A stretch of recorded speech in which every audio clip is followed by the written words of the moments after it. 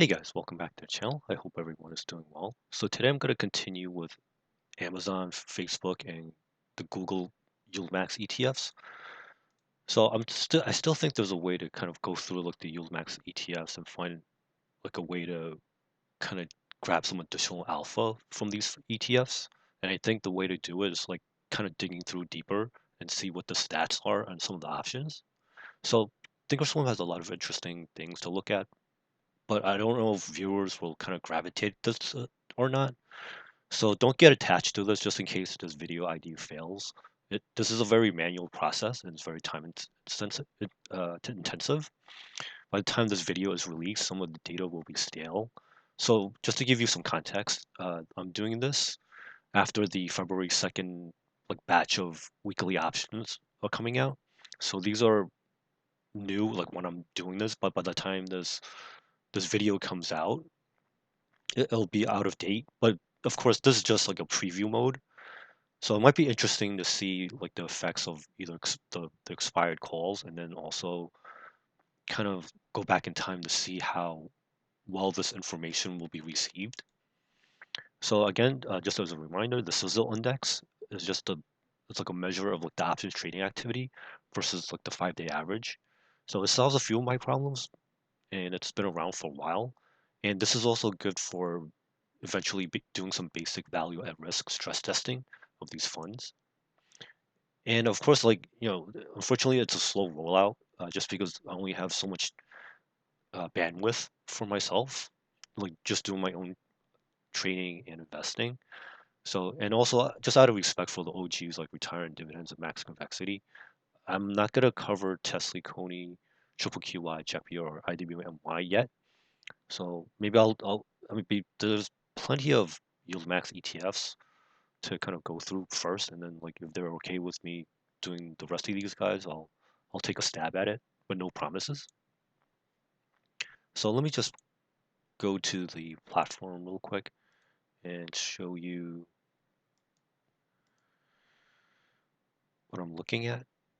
So bear with me 1 second, and okay, so let's start with Amazon. So this is good because like right now the markets are closed, so we kind of get to see like but like what we can potentially make. So for example, like the Amazon, I'm assuming they started off like around like $1.63 when they're selling their options. And of course, like you can always like go back to like the website and kind of like back into like the number yourself just to see. But it is interesting to see how much we could potentially make. So the graph on the left is the short call options. The one in the middle is the long call, and the one on the right is the short puts.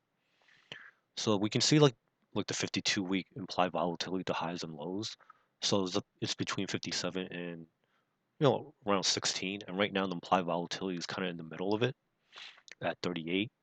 And then the Sizzle Index, I kind of like this one because it's kind of hovering like around its 5-day average. So that I think that's a good sign that there's plenty of action in this particular stock.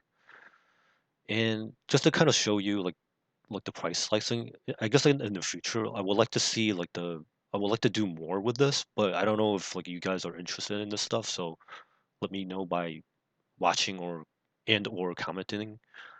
So like the basic value of risk stress testing would be like, oh well, at the time of this recording, like the fund will actually be down like around like 42,000, but if implied volatility goes up or the or like the price goes up 10%, we could stand to make like 2.5 million for like, the entire ETF at the time of this recording. And same thing with like, unfortunately, if the stock tanks 10%, then we stand to lose 4 million in total. So then you can kind of by yourself like go through like the shares outstanding at the time and just do the division, and that'll get you your estimated NAV because this doesn't take into account the cash or treasury holdings. So this is more of a good way to actually analyze their YieldMax's option performance. And then of course, let me see if I can do some more. So like you can always like play around with the interest rates as well, and then also like the dates you can move it forward or backwards as well. So let's just say at the time of this recording, as time goes on, you could potentially make more money if everything like it's held constant. So there's definitely some interesting things that I could do for you guys. And let's see, 1 second here. I'm sorry, this is kind of a pain. Like as you can see, it's kind of manual, and there's a lot of stuff going on here. So I'll just kind of like pause a little bit just to kind of let you guys sink in. And then also while I'm fumbling around, let me just show you like the AMZY, the options on the ETF itself, just as a comparison. This is interesting because like I mean, the option volume isn't that great. I mean, it's only 136 contracts, which is, a far cry from the actual Amazon itself. But it's interesting to see like the Sizzle Index over here. That means it's twice like the normal, like the 5-day average. So it's always good to like kind of like keep this in the back of your mind too. And then let's give me 1 second. Let me just see if I can move on to the next guy. So I have Facebook on the list. So I'm just gonna click on here, and then we go down here and click on Meta.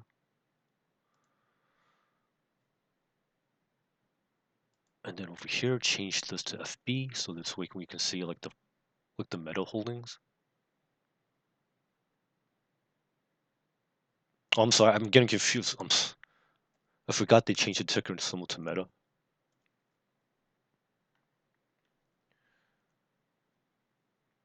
Silly me. Meta X. Sorry about that. All right, here we go. Final. All right, so as you can see, like the Meta one has a pretty juicier short call to work with, so it's like 395, and then the long call, you can see for yourself 29.75, and then the short put 12.75. Again, 52-week high and low, so between 64 and 14%. So this is kind of like on the higher side, so it's at 41, the current implied volatility. And then the Sizzle Index, unfortunately, it's kind of it's like half like the 5-day average.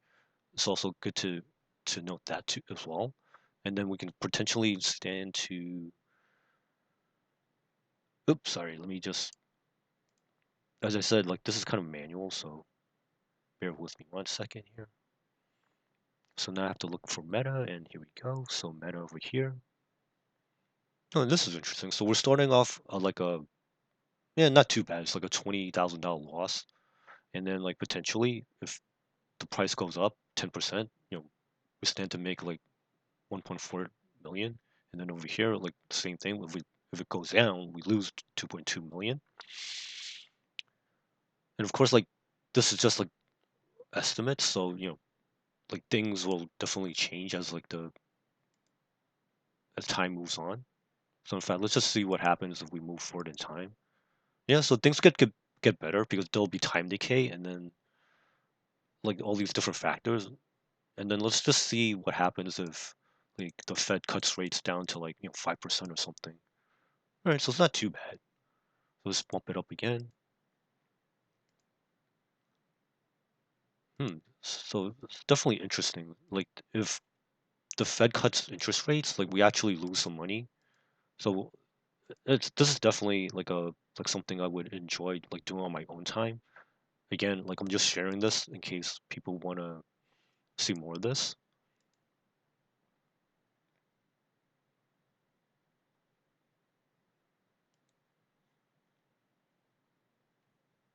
And then let me just show you the Facebook options. Well, I'm sorry, the FBY options. So again, like unfortunately the option chains on the ETF itself is pretty light. So it's like only 12. And like the Sizzle Index is just like 1. So that just means like yeah, like I guess it's kind of limping along, and like it's just like staying flat at the average. And then let's just see if we can cover Google. So I'll probably do like maybe 2 or 3 at a time, just to kind of get a feel for people's reactions, and then we'll go from there. So let me just move this along. Change this to Google.